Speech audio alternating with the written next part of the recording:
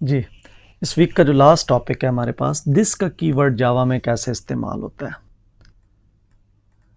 यहाँ पे मैं आपको एक कोडिंग एग्जाम्पल के थ्रू मैं ये बताऊंगा कि ये जो दिस का कीवर्ड है इसकी हमें ज़रूरत क्यों रहती है।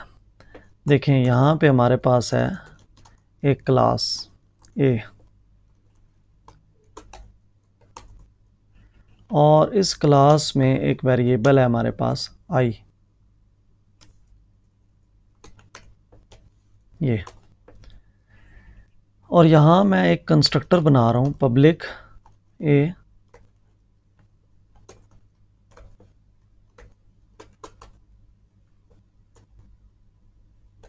जी, और यहाँ मैंने इंट ए किया हुआ है। अब मैं ये चाहता हूँ कि जब यहाँ से कंस्ट्रक्टर कॉल हो तो ये ए की वैल्यू इस आई को असाइन कर दी जाए। तो आपको बिल्कुल क्लियरली पता है कि वो मैं यहाँ से यूँ असाइन कर दूँगा कि ये जो है ये आई ऑटोमेटिकली कैपिटलाइज हो रहा है।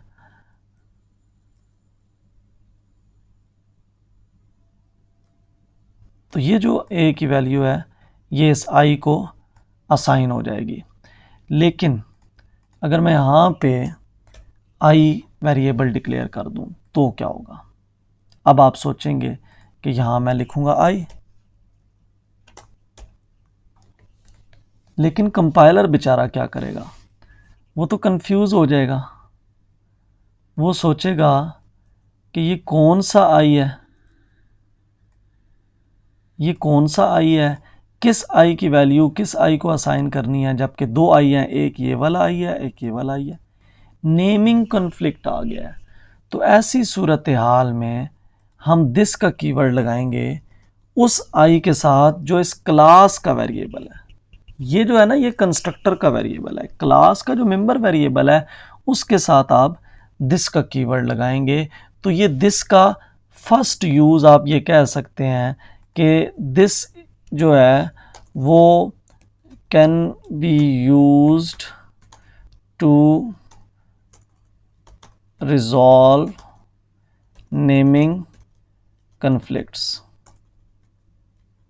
क्योंकि नेमिंग कन्फ्लिक्ट आ गया है, कंपाइलर को ये नहीं पता चल रहा था कि ये कौन सा आई है, तो उसमें उसने दिस का जो कीवर्ड था उसने हमें वो नेमिंग कन्फ्लिक्ट ख़त्म करके दे दिया। अब आते हैं दिस का सेकंड यूज़।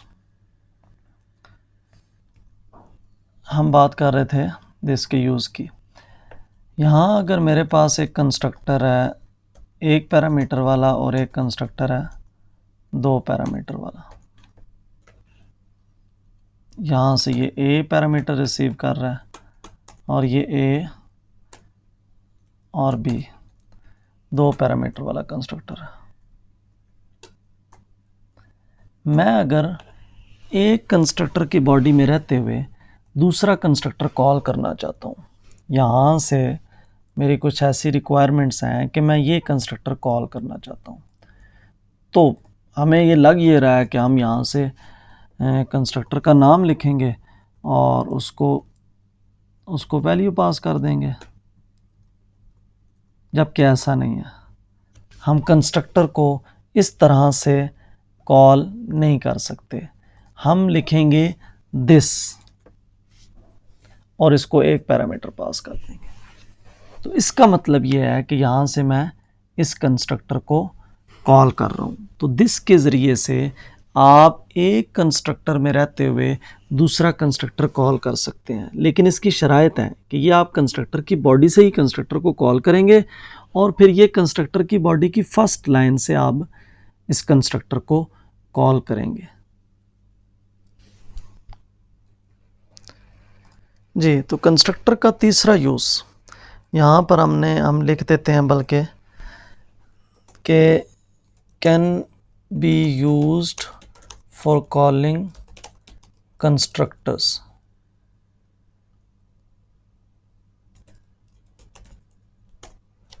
एक कंस्ट्रक्टर में रहते हुए अगर आप दूसरा कंस्ट्रक्टर कॉल करना चाहते हैं तो आप दिस का कीवर्ड यूज़ कर सकते हैं। यहाँ पे देखें, ये खैर जो अभी मैं बात करने जा रहा हूँ इसकी समझ आपको बाद में आएगी, क्योंकि अभी हम ऑब्जेक्ट पैरामीटर को पास नहीं कर रहे इसको कंस्ट्रक्टर को, लेकिन मैं जस्ट आपको शॉर्ट फॉर्म में बताना चाहता हूँ कि अगर कोई ऐसा सिनेरियो है कि मैं यहाँ पे किसी फंक्शन को कॉल कर रहा हूँ,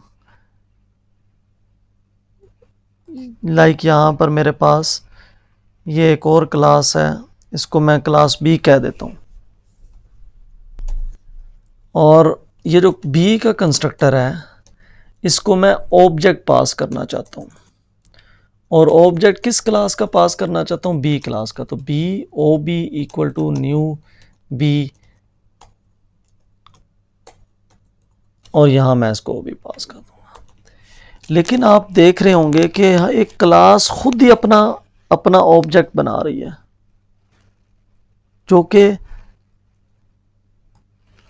हमें बड़ा अजीब लग रहा है कि एक क्लास खुद अपना कंस्ट्रक्टर बनाती है, सॉरी ऑब्जेक्ट बनाती है, और फिर वो ऑब्जेक्ट जो है वो फंक्शन को पास करती है।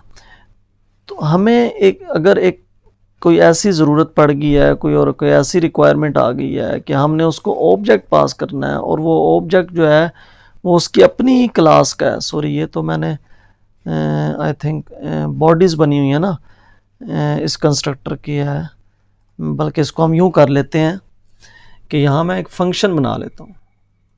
ये मैंने एक फंक्शन बनाया, तो यहाँ पे एक फंक्शन है, लाइक वो सम का फंक्शन है,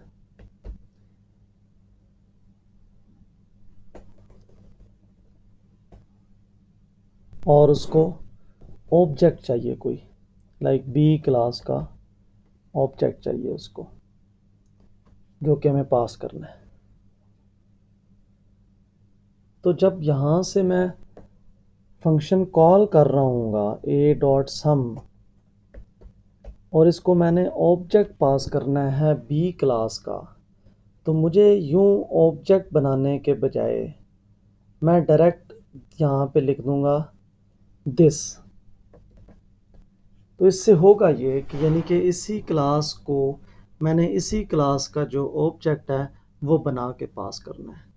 तो ये दिस के, ये जो चीज़ थर्ड मैंने आपको सिनेरियो बताया, उसके बहुत एप्लीकेशन लेवल पे हमारी रिक्वायरमेंट जो है वो काफ़ी लेक्चर्स के बाद आएगी, लेकिन इस वक्त मैंने आपको जस्ट इन शॉर्ट बताने की कोशिश की है कि दिस, तो आपको जो चीज़ें क्लियर हो जानी चाहिए वो ये है कि आप नेमिंग कन्फ्लिक्ट को ख़त्म करने के लिए दिस का कीवर्ड यूज़ कर सकते हैं, और एक कंस्ट्रक्टर में रहते हुए दूसरे कंस्ट्रक्टर को अगर आप कॉल करना चाहते हैं तो उसके लिए भी आप दिस का कीवर्ड जो है वो यूज़ कर सकते हैं।